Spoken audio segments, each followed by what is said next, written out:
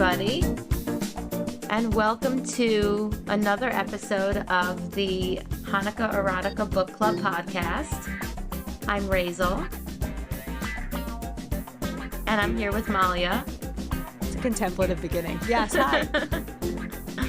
Malya is my stepsister and co-host, and we're here for we're here after a little hiatus.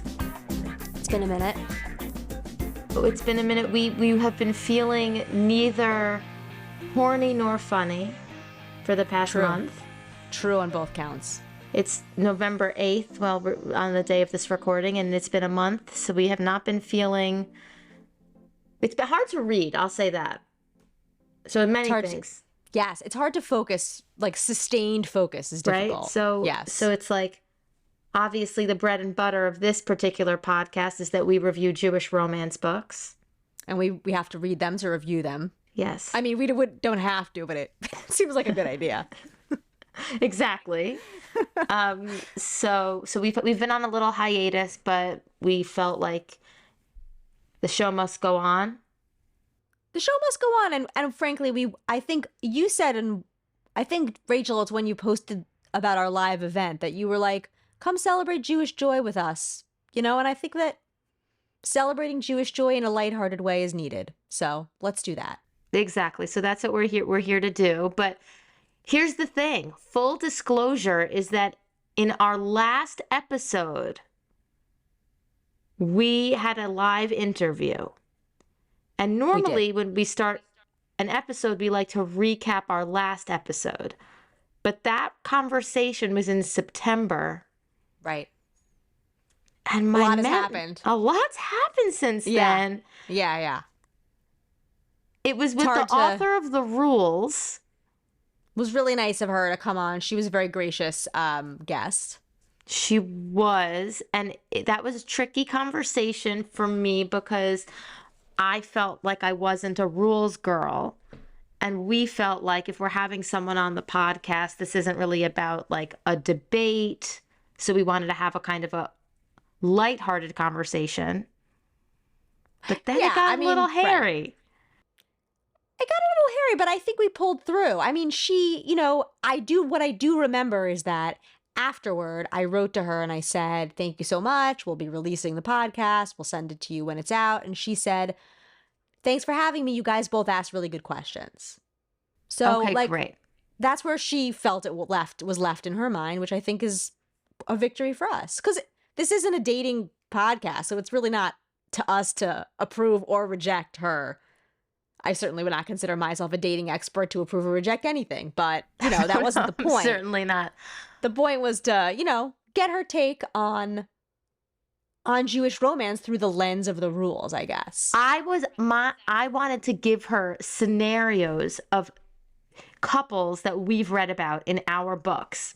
Yes. And get her take whether or not the characters in our books were rules girls or not. Were they following the rules or not? Yeah, and you did do that. I tried, but she was like, well, I really need to know how they met. I'm like, well, we don't know how they met because this was just a shitty book we read. Right. She really wanted like in-depth character studies. She's like, I can't do anything unless I know how they met. I'm like, well, work with me here. I think it's like the rules seemed like many rules, very formulaic. Yes. Because that's what rules are. And so without those formula touchstones, it's all really just a bunch of bullshit. Right.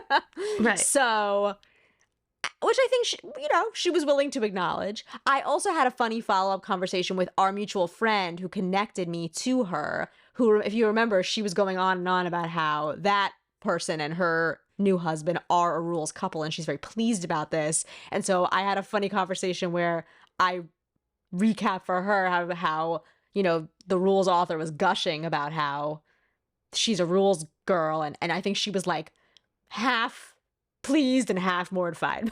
Totally, right? Because she's like, did you notice how much longer his vows were than hers? She said to me, she's like, I know she was happy that his vows were longer than mine. And I was like, she did mention that. On our podcast. Yes, for preserved internationally forever. Available. Mm-hmm. That's really funny. So I think think overall that she was a good sport, and I think it was I mean, I guess we'll verify when we listen again, but I thought it was a fun convo.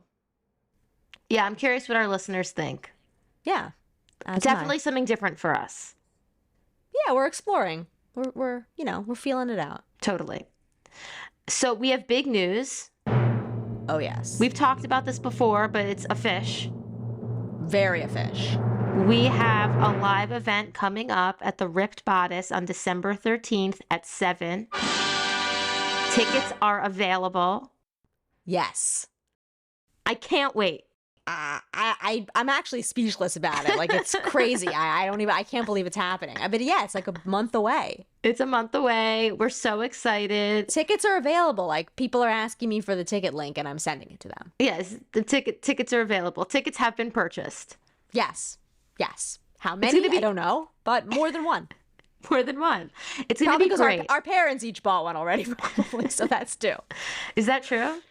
I don't know, actually. I don't know. I don't either. I was hoping for a babysitter, but okay, I'm happy they're coming. I didn't tell them about it. I don't. You can keep we can keep them in the dark, and you can have them as a babysitter. I'm perfectly happy to go along with that. It's going to be great. We think we're going to be doing 8 Kinky Nights by Zan West. Yes, that's the plan. I guess there's a chance we change the plan, but really right now the plan is 8 Kinky Nights by Zan West. We're excited. There's going to be games. There's going to be Hanukkah erotica games. We're going to be talking about a book. There's going to be a Q&A. There's going to be giveaways. It's going to be hot. Amazing. I really can't wait. So that's the ticket link is up at the Ripped Bodice's website. And I just can't wait to see you there. I can't wait to see everyone there. It's going to be awesome. It really is. So let us know if you have any questions about that, but we're psyched. So we'll tell you about that again at the end, but that's what's going on. And what are we doing? Anything else we want to go over before we dive into Marry Me by Midnight? I think we should just get into it, and we'll share tidbits from the last month as we go. The only one thing that I forgot to say last episode, and now it's been so long that I feel like I kind of need to wait for like a whole other year, is that I had a whole conversation with Aviva Blakeman, author of Hot Rabbi, about an anthology that she put out about what was it called? It looked so perfect. About the high holidays or something. An anthology of like short stories? Short stories. Maybe it was called Days of Awe. I'm now, and I was like, I have to tell Molly about this. I have to tell everyone on the podcast about this. Can I talk about it? And she said, for sure. Oh, it's coming out. It hasn't come out yet. I think when we talked about it, it was coming out in time for the high holidays, but this is late. And now I think we should talk about it again a year from now, next high holiday season. Okay, well, we're really planning. But Aviva here. Blakeman and I had a whole chat about it. That's really fun. And I was really excited about that because I didn't talk to her at the beginning when we talked about her book Hot Rabbi. Me and her hadn't spoken at all. Well, this podcast was not the juggernaut that it has become, so that makes sense. It's true. I asked her about this book, and I asked her if it was Jewish necessarily, and she said all of the stories are really effing Jewish. Some of them have romantic elements, but I wouldn't classify as romance necessarily, so maybe. Also because they're dealing with a heavy subject matter, all the stories have content notes prior so folks can appreciate safely. Of course they do. All these Jewish romance novel authors are heavy into the content notes. This book had one too, Marry Me by Midnight. Yeah, I think that this is like a particularly sensitive, thoughtful group of authors. Yeah, it's like a new wave of romance novel like authors who are they're not into like the sort of, I don't know, old school like tropes that you would imagine. Like I wouldn't imagine Danielle Steele having content warnings. No. Right. Super cool. Yeah, I like it. Okay, Marry Me by Midnight. Yes. By Felicia Grossman. Right. Wait, did you watch Bridgerton? No. Do you know of it? I know it's like a steamy Downton Abbey, basically. Did you watch Downton Abbey? Yes. Yes. I watched Downton Abbey, and I really like, we now were really into the Gilded Age. Oh, yes. I don't know if any of this is relevant, but I feel like maybe it is. It all feels very relevant. Did it feel Yes. similar to, because Marry Me by Midnight is like Jewish Bridgerton for our listeners. I suspect a percentage of our listeners have watched Bridgerton. I think most people have. It was pretty, I got the, you know, just from the zeitgeist, I generally understand what it is. For sure. Marry Me by Midnight felt to me that way, like a Jewish Bridgerton. This is like a Regency historical. Right. But the characters are Jewish. It takes place in London in the 1800s. Right. And our main female character, has lost her father. Yes. And needs to get married, basically for business reasons, to have some kind of partnership or ownership in her family's business, right? She needs like someone who can represent her family's like stake in the business. I think it's considered a given that a woman couldn't do that. So her only chance of sort of like preserving her father's legacy is to marry someone like impressive and rich enough who could sort of step into those shoes. Right. And she's a Jewish woman and wants to marry a Jewish man. But the way in which that she's throwing like a ball, basically, like Cinderella's ball, but she's the prince. She's the prince. Right. Right. It's like the trope, like, but the genders are reversed. So it's like she's looking for her prince. And it's also like she's decided to sort of make this into a spectacle for the, quote, Gentiles to enjoy.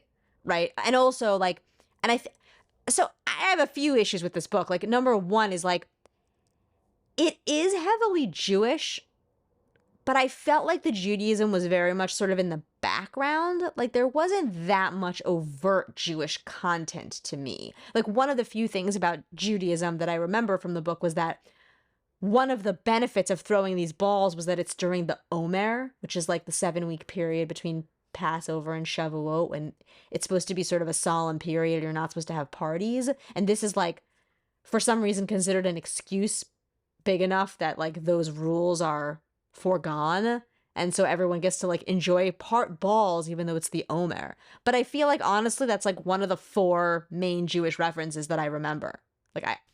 Okay, that's interesting. And did you okay, because immediately off the bat I feel like there's the Great Synagogue is in the book.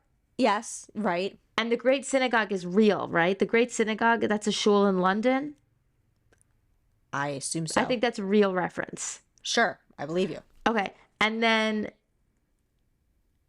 and so there's this person who becomes our male main character who we meet right away in the book. Yep. And he's the janitor of this shul. Yes. Right? Yes. And she sees him outside of the shul, and it's on Shabbat. But Shabbat and Shabbos both are interchanged. Like, there's a lot of Shabbat and Shabbos references. Oh, I see. You're saying it's not consistent. No, I'm just saying it's a Jewish reference that we get from the get-go. Oh. Right. Like, you're from right. the very You're beginning. Right. You're right. There's this, like, there's a synagogue. She's Jewish. And then she meets this Jewish guy The Jewish content outside. starts off strong, you're saying. Yeah. Okay.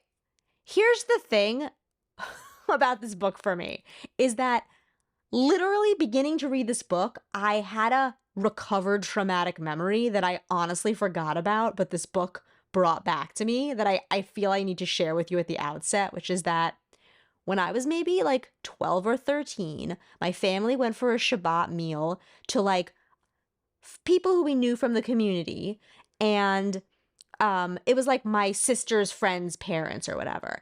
And someone was like, I think my mom was like, oh, Malya loves reading. She's always reading. And the mom of this family was like, oh, I just finished reading this really interesting Jewish historic book.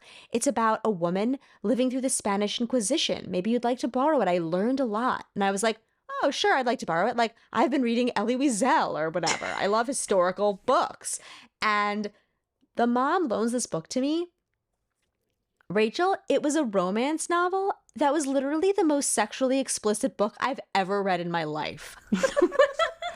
And it was so steamy. It was about like a Murano girl who has this affair with like the head of the Inquisition in Spain, and like he knows she's Jewish and they love each other, but they have to keep their love a secret. I don't even know, but like it was so sexual, and I was just like, what the hell? Like, first of all, like, I don't think I was even ready for that explicit of a book. But second of all, I was just like, what the hell is wrong with that mom? Oh She loaned me this my book. God. And I wound up, like, I think I went to great lengths to make sure I, like, never saw her again. Like, I had my mom, like, drop the book off in her mailbox. Like, I was like, Oh my God. it was crazy. And I actually, when I remembered this, I went on the internet and tried to find that book, but I couldn't. But anyway, Okay, I just feel like I think I have a way to try to find this book, by the way. if we find it, I think we should reread it because it we was definitely should. insane. We must. Also, Well, I let's want try to to find know. I want to know how steamy and Do you know how there's like I feel like you told me this, that like in the Talmud there's like, if a something like a woman shouldn't walk by a man in a red dress because he might get turned on. Did I tell you that? I don't even remember You told me that like you told me this many years ago. Like I want to say Okay. like 10 or 15 years ago that Okay. like there's some like something in the Talmud. Like my point of that is to say, like, if a woman in a red dress walks by any man on the street, now nothing's happening because like Right, the right. We're sexual content is desensitized. Yes, exactly, yes. we're desensitized. So like I am wondering if like it was really just a woman in red walking by you, or if it was like the pornography you seem to remember. Totally. That's why I wanted to find it again and I reread it through my adult eyes. I remember it being so shocking. And that's why when I started reading this book, I started to feel like my guard went up, and then I was like, "Oh my God, I'm like really, I'm going into fight or flight mode." Like Oh my God. and then I guess, well, I don't know, how steamy did you think this book was? Because I thought it was a good amount of steamy, like not overly so, but it had a few good. Well, okay. The thing is, like, I think I felt like it was a little bit that it was more Jewish than you felt, Right. but in a weird way. Like Aaron, our main character, the janitor, Yeah. I was just chatting about. Yes. But by the way, I'm floored by the story, though. I'll never stop Sorry, thinking I know about that was it. not that I kind of stuck that in the I'll middle never of you stop. No, beginning to recap. it was perfect. It was amazing, and I'll never stop thinking about it. I can't believe that, and I don't understand what that mom was doing. She must not have realized. Like maybe she just thought the book was really good, or maybe it wasn't as steamy. I'm just dying to know. And then this is the way we're gonna find what the book is. By the way. Okay. Everything that you remember, like around the year that you read it, and a few key main things, and then in the Smart Bitches Trashy Books community that Sarah Wendell runs, Okay. there's a section that's like, help me find this book, and people post Oh. like random things that they can remember, scenes, this, that, and people come back in this whole community of romance readers, Oh, and they're great. like, this is the book you're looking for. Great. So I think we're gonna find it. I really hope so, because I was trying a little bit and I was coming up. I also stumbled on like weird like Reddit forums of people trying to find books, but nothing was right. Okay. Anyway, one thing that happens with it. So did you read it? You read it like in a hard copy? Did you listen or? I read it on Kindle, but I read it. I didn't listen. I listened and read it. And here's the thing about listening to this book that I'm holding the soft cover of right now. But Yes. because it's British, the narrator is saying, obviously speaking in a British accent. Right. And Aaron is constantly talking, but also in the middle of everything he's saying, he's going, oi. Did you notice his ois? I didn't. He's constantly like, she finally glanced up at him again, her lips spreading into that glorious dimpled smile. Schlemiel means all that? This side truly does have the best words. I really should have made more forays here earlier. He opened his mouth to speak, but she held up a finger to shush him, nearly grazing his lips. Oi. In his own home. Well, Oh my a God. home leased to him by the synagogue and maintained by the generosity of the community, including almost certainly her family. He's constantly saying, oi. That's so funny. Like, Here's another page. This is like several pages later. Aaron rolled his eyes. They carry disease, you know? They carry disease. I don't know what she's talking about. He pursed his lips. At your age, do you truly care to finish that sentence, Mr. Ellenberg? The woman finished and stood, assisted by her gnarled wooden cane. Not really, he grimaced. Oi, what was wrong with him today?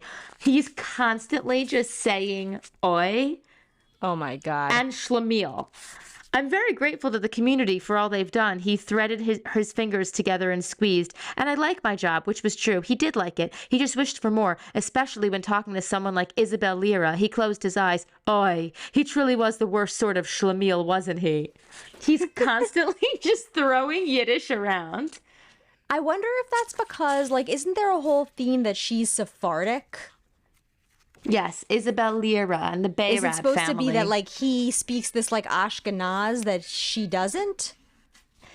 Okay, it could be. It could be. I didn't think about that. But is that, it's because there are some names in her family that come up that I just have never heard before. But is that because of the Sephardic thing? Like, she has this brother, Pena, Pena. What's that name? Is that a name you know? No, I've never heard that name. Not her That's brother. her brother? Uncle? No, not her cousin, uncle, someone in the family, not her brother. If it was a brother, he was there would have. supposed to be, like, her father's secret lover. Did I make that Pena? up?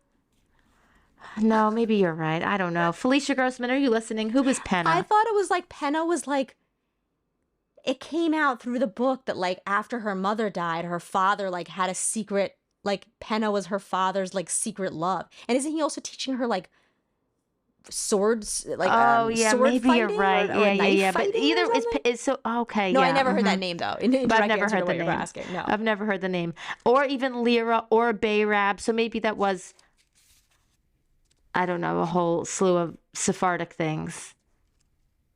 I don't know. Aaron Ellenberg, though, our hero in the story, has just a straight up kind of Ashkenazi sounding hot name.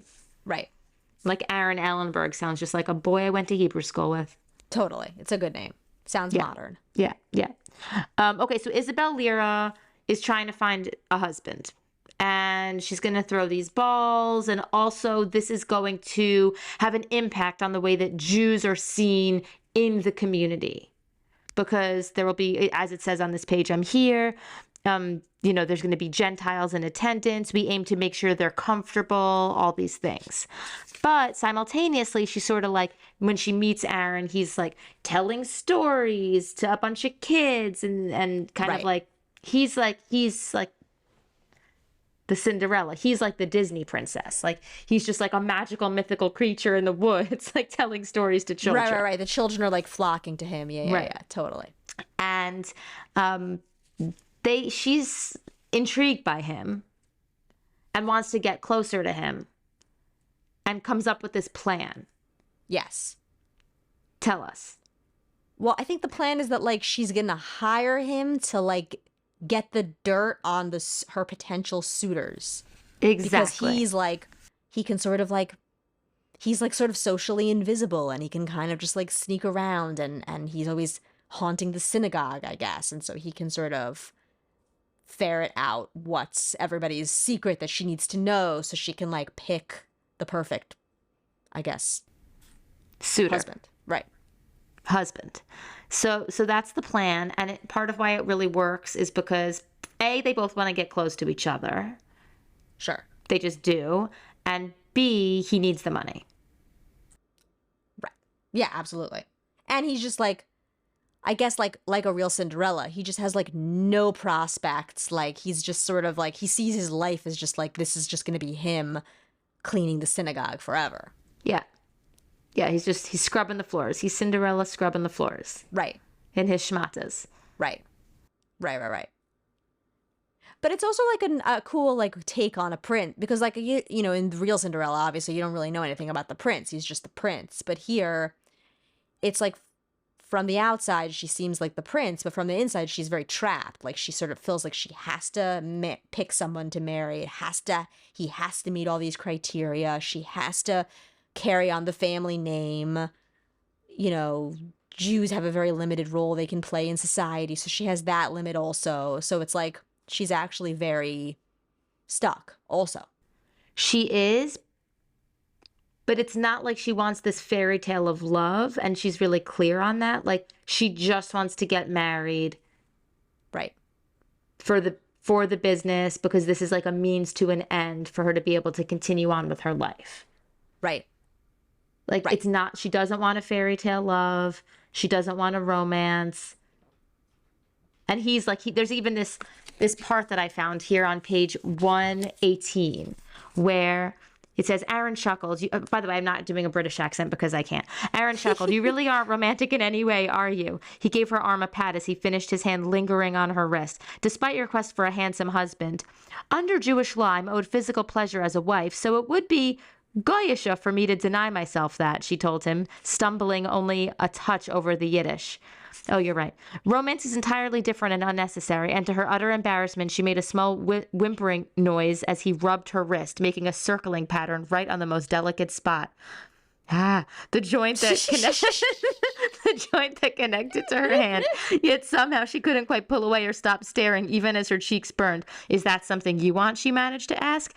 Yes, he released her wrist and sprang down from the table. It's unfortunate. What is? She asked as he dusted his trousers. Having all the money in the world and still limiting your possibilities. He straightened to a full height, as if to remind her that he was quite indeed a bit larger than she. Money is a tool. Even the sharpest knife can't cut butter that doesn't exist. Besides, if you know you can't have what you want, there's no profit in wishing for it. Anyway, I don't know if I folded that page down because of the words Goyisha and Yiddish or because of the way he touched her wrist and how hot it was, but that happened in the book. Yeah, so it's kind of like, I think, and then they start sort of like fooling around a bit, but she's just sort of like, this doesn't mean anything because I'm not looking to fall in love anyway. So this is just like, something, another thing. Right. So to your question about how steamy did I think this book is, I thought it was very, very steamy. The sex scenes were very steamy, although I didn't realize until a review that I read, there may not have been any intercourse in this book. Oh, I think that's right. Yeah, I was expecting, you told me that it was going to be very steamy, and I think that coupled with my Spanish Inquisition experience, I was Your PTSD. Yes, my PTSD, I think I was like expecting just like another magnitude of steam. But it just wasn't as frequent, I guess, or as all encompassing as I was imagining, but that was right. I think thing. Right. If I'm like sweating from his hand pressed against her wrist, then maybe my barometer was different. Set to a different temperature, but a more reasonable temperature. Right. Yeah. But yeah, like there was a lot of heat. That's what it was. Yeah, there was a lot they of let heat. it build. Yeah. There was a lot of heat. There was a lot of attraction. There were words I've never heard before. Sex words, you mean? Sex words. Yeah, that's why I'm glad I didn't listen. I don't think I could have handled listening to the British accent and the like old-fashioned sort of words they were using. I don't think I could have handled listening an audio experience with this. Honestly, it was something. I'm sure. It was something. It's really important for me, though, to have both, especially if we're talking about the book, because it's hard to, you can't bookmark things in the same way when it's audio. And, sure. I was like, what was that they just said? So then I started to take a look at the the text. Hard copy, yes. At the text, because I was like, oh, that was the word quim. Oh my God, I noticed that word too. I don't think I ever heard that word either. I've literally never heard that word. First of all, like in highly sexual... What is that word? Vagina? Yeah, vulva maybe? Huh. Yeah. It seemed like an old-fashioned word. I don't know. I don't know how I feel about that. It's a little much. I just want to know if it's used, if it was used, if it's real. Oh, if it's historically accurate, you're saying. I do want to know. I have not heard it in the TV shows that we've watched, but I like the Gilded Age and Downton Abbey, but those shows don't have sex in them. And Bridgerton, I haven't heard it, but right. And I haven't read a ton of historical romance. Right. So I've never seen on a page, I want to suck your quim. Right. Something tells me that's going to be in that Spanish Inquisition book. I want to put my mouth on your quim. Oh my God. It was interesting. Steamy. No, I mean, listen, well, you want to be absorbed. I get it. Yeah. So they start having an intimate relationship Right. while there's all this other stuff going on with family, with the people trying to take over the business. Right. She's considering whether to marry one of them to just kind of like keep her enemies closer, you know, type thing. And there's other people, you know, she's just trying to choose. But really, she's just falling in love with Aaron. Exactly. And he's falling in love with her. And also, they end up having this, like, part of why I think it was very steamy is because they had, like, because we have this, like, role reversed sort of Cinderella story, they also sort of, like, they play with roles in their sexual relationship, too. With, like, Right.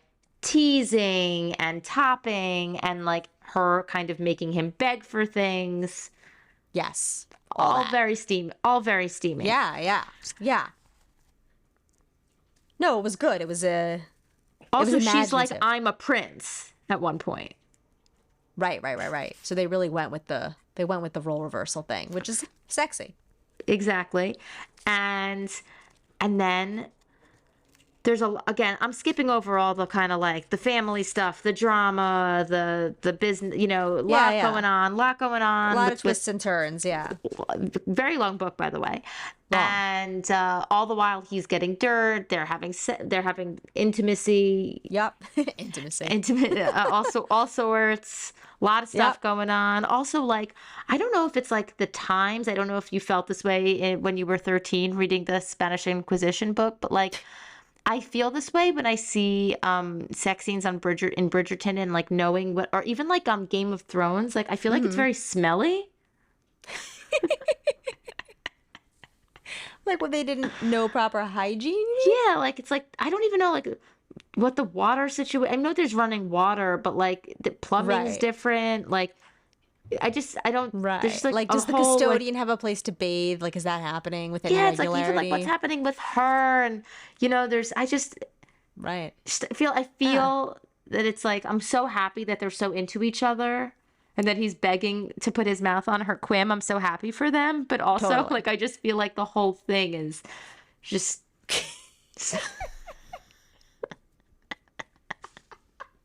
just so smelly. I had not considered that, but I have to say you must be right. I mean, Yeah. there had to have just been different standards back then, just generally. Right. I mean, there was no sewer, like modern, you know, toilet system. Like, just everything must have been different regarding that. Expectations are And are then it's like critical. exactly, but if everything is just like at a heightened level of stinkiness, do you not smell it? I think you don't. Right.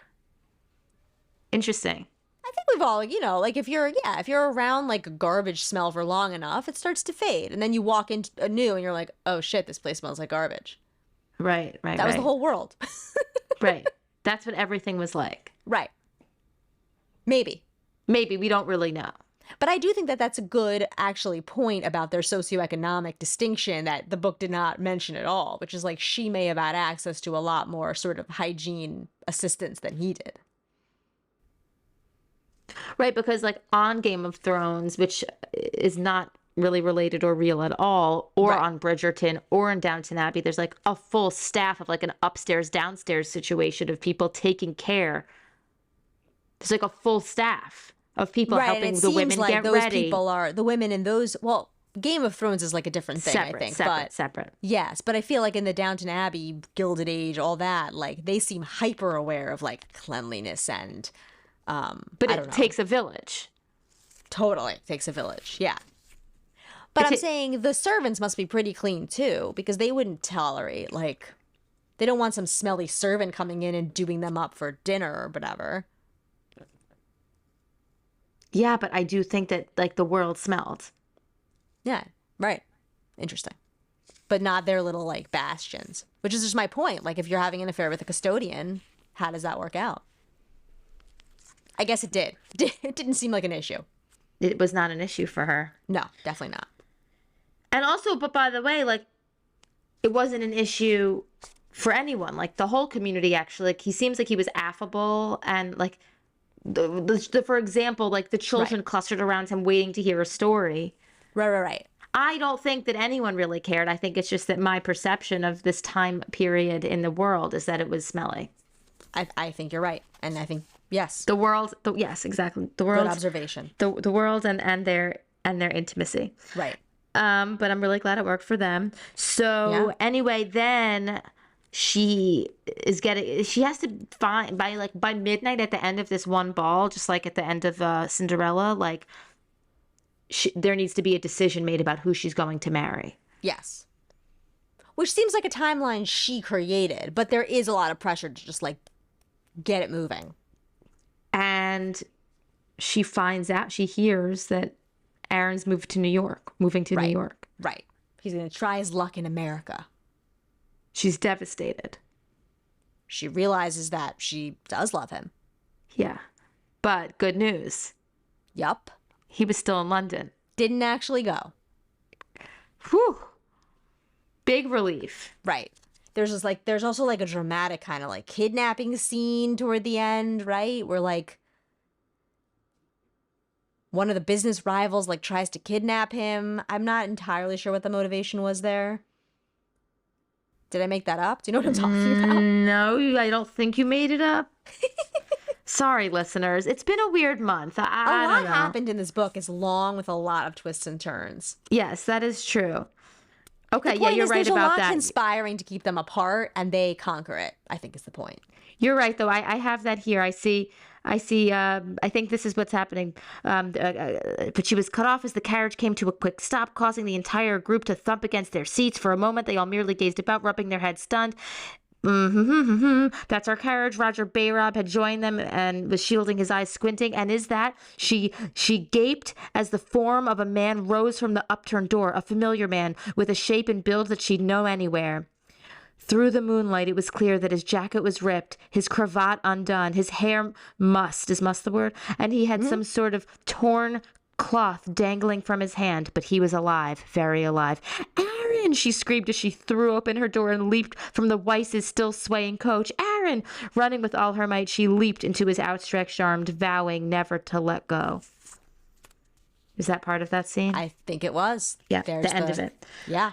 His name on Isabel's lips were the most wonderful sound Aaron had ever heard in his life. Despite the pain in his head and gut, he scooped her up, skirts and all, and held her to his chest. The soft weight of her body was so right in his arms and exactly what he needed. Isabel, he whispered as she buried her face in his neck. Sniffling a little, she raised her chin and her dark eyes were rimmed in red. I thought I would never see you again. She reached up and brushed his cheek. And I love you. I love you very much. I'm sorry I didn't say it before. I'm an awful coward and you deserve so much better. You were going to leave the community you loved to protect me. You didn't even consider pushing me towards the Bayrabs, even if it was going to cost you so much. We barely knew each other, and yet you thought only of my protection, not of yourself, without hesitation. You're incredible, breathtaking, 20 times better than I could ever be. A single tear rolled down her smooth cheek, nearly breaking his heart. Oi. She was going to kill him. Finish him. Whatever the errant Bayrab brother was attempting, as gently as he could, he stroked the drop of liquid away from his thumb, shaking his head and throat thick. Don't say that, Isabel. Anyway, it goes on, but there it was, another oi. Well-timed oi. Yeah, that's like I think that's the big like climax there. Yeah, they're together now at the end. Right. After everything that went on. Finally they're together, and they could be together, his schmeckle and her quim. Oh my God. Is the word schmeckle in the book? No. It's in the book in a sexual way. Oh my God. I think I gotta blocked find that out. Yeah. It's Wow. hard. Schmeckle. I like that. Schmeckle, schlemiel. I have to find Schlemiel is one thing, but like No, schmeckle. schmeckle. That's intense. Schmeckle in quim. Jewish Bridgerton. There you go. So good. Here's the thing, like Felicia Grossman is a really good writer. I can't believe she wrote this. Literally, like I don't know how she came up with this. It's extremely detailed. It's so long. There's so much here. And I saw in the acknowledgments that she thanks Stacey Agdern for like encouraging her during the writing of this book. They're so all just friends. like going along with the whole like these Jewish romance novel writers are like this adorable sorority, I feel. They are. They are. And we're like, we're their little cheerleaders. Yeah, yeah. We're like the side pledges or something. Please like us. Yeah, yeah. Yeah, they know each other, and so I think we talked about this maybe in another episode, but she's doing another gender bent fairy tale in this series. This is the Once Upon the East End series, and William's saying you should rename your show from With Raizel and Malya to With Schmeckel and Quim. I would consider that, but God would have to redo the art. Schmeckel and Quim. Oh my God, I'm dying to find the Schmeckel part. That's all I want to find. I felt like I remembered Quim, but Schmeckel escaped me. I think I'm right, just because No, how could I I have made totally that up? believe How you. could I have made that up? But You I just did. want to find it. Oh my God. No, so there was a we talked about, she did there's another gender bent fairy tale historical coming out from. Oh, right. I saw this as like a series. Yeah. This is a series, and it's going to be really cool. I think it might have a non-binary character. So wait, let me see what. Oh, I think it's non-binary or trans Snow White. Jewish, trans Snow White, I think. Or Oh, wow. Sleeping Beauty or Sleeping Beauty. Let me see. Let me get that info. Great.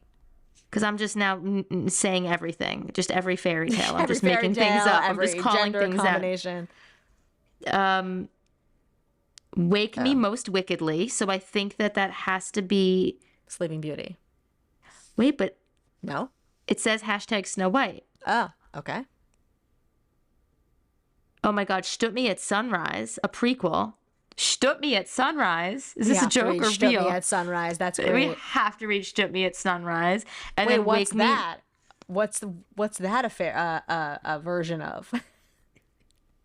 Stood Me at Sunrise is a prequel. I don't know if it's a prequel to these two. I see. I don't know.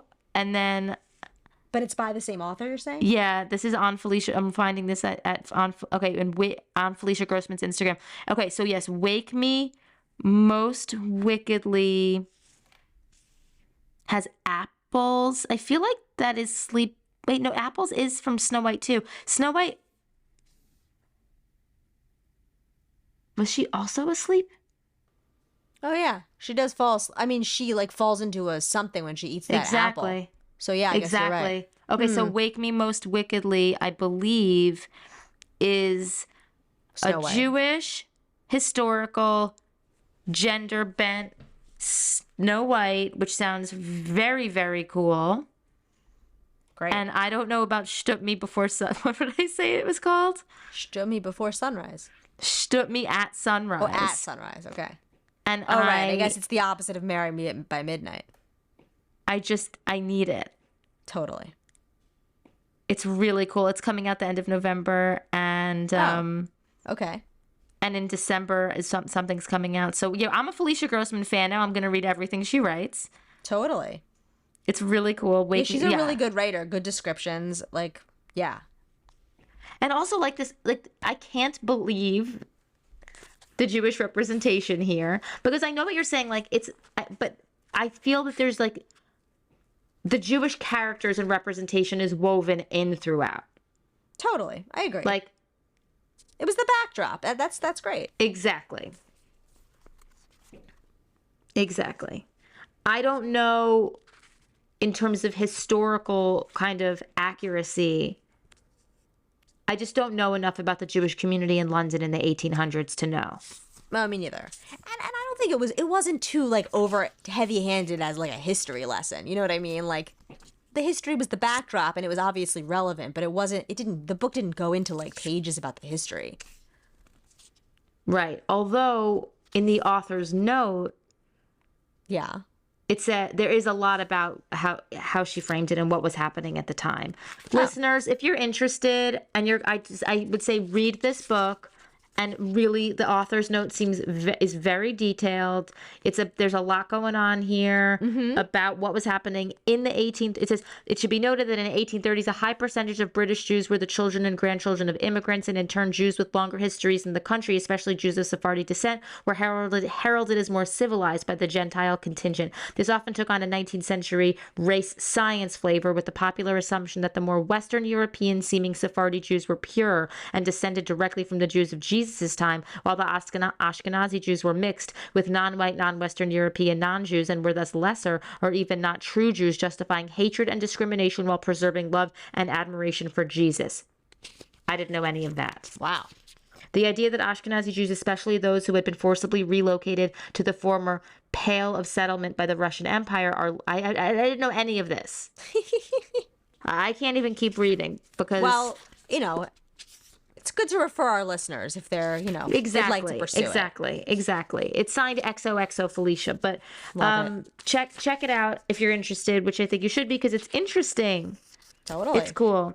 I can't wait to read more from her. Yeah, this whole concept is fun. Yeah, it really is. In the meanwhile, anything else on this before I tell you what else I was going to tell you? No, go for it. Okay. But I really recommend this, and really super steamy. And if I find that Schmeckel line, we're gonna start the next episode with it. Great. That's a great start with a bang. Yeah. A bang, a Schmeckel.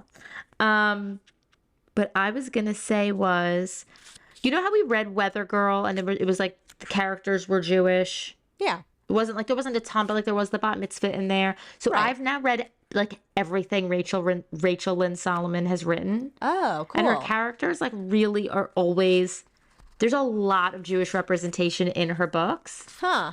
And I was wondering like what you thought about reading another where it's like there's definitely less Jewish content than in other books that we've read.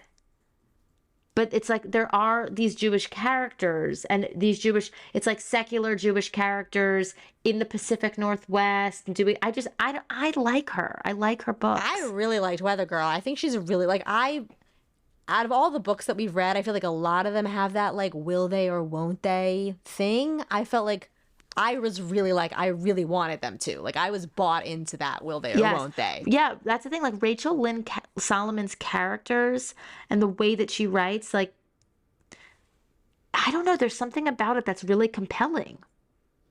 I would read it like in Weather Girl. Totally. Like, remember in Weather Girl there was like mental health stuff and body image. Like I don't know, she has complex characters. I'm very into her. Yeah, but it doesn't seem heavy-handed like it all flows. Yeah. So I read one called The X Talk, which I think we should read because it's about a podcast. Oh, got it. She works at a podcast production company. Cute.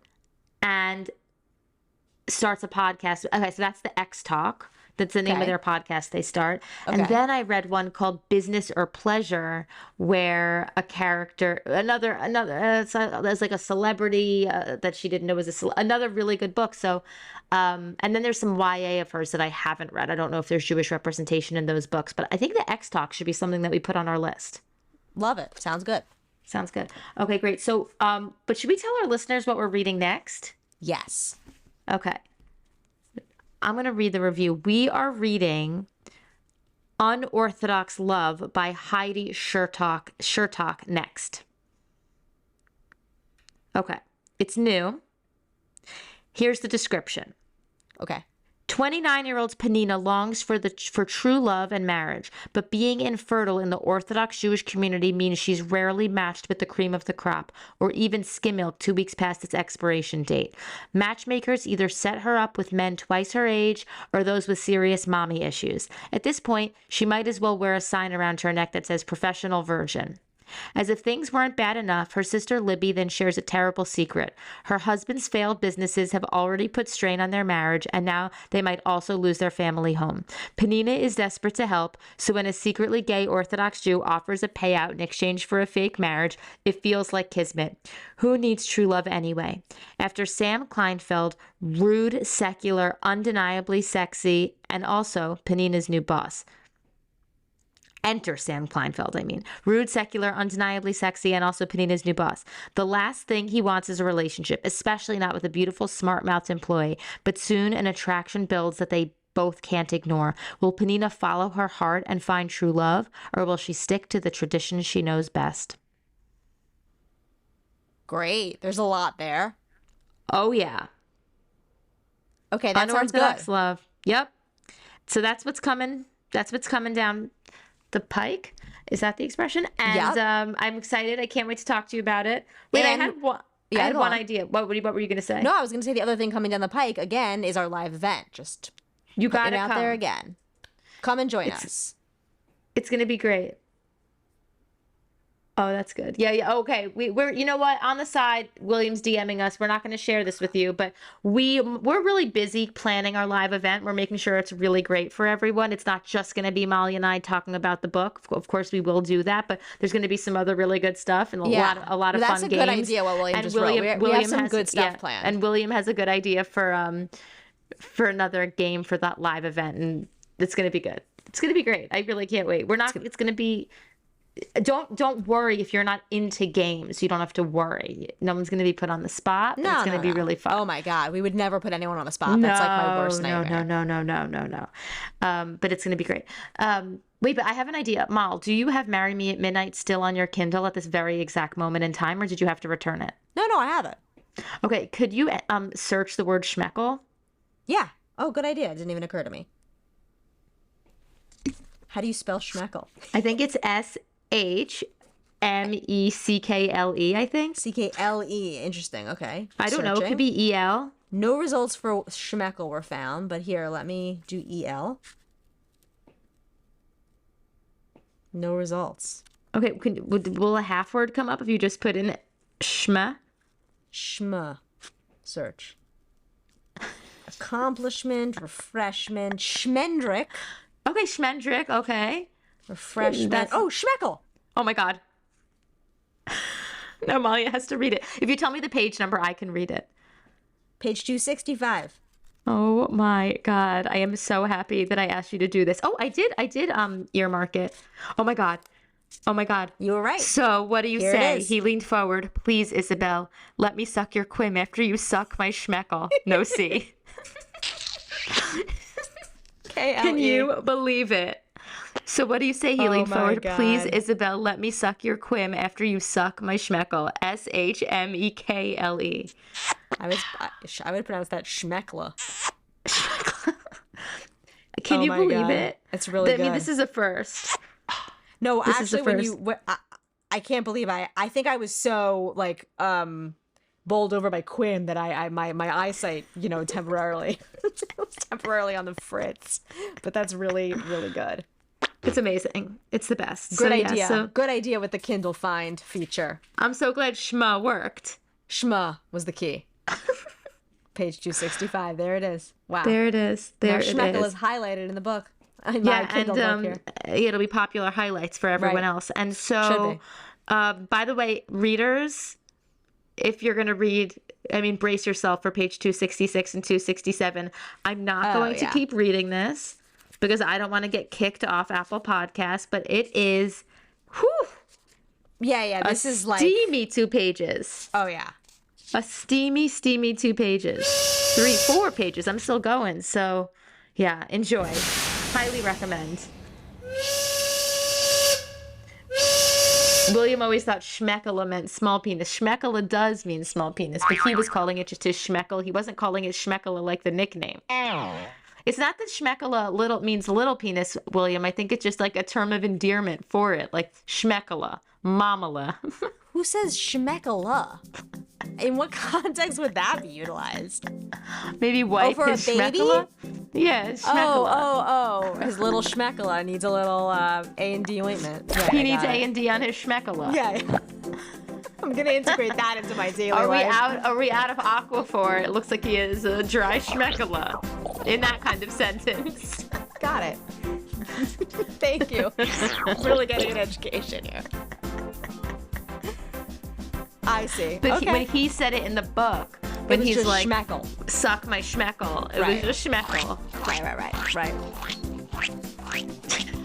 I'm Amazing. satisfied with that. Okay. Me great. too. We'll catch you back here in 2 weeks. Yeah. Marry Me by Midnight, highly recommend. If you're reading along, we're reading Unorthodox Love. This podcast is produced by William Levin and brought to you by Hanukkah Pong. 100% of the time, not only during the Hanukkah season, but Hanukkah is upon us. And it's available on Amazon. Good night, Mom. Good night. I can't believe you found Schmeckle.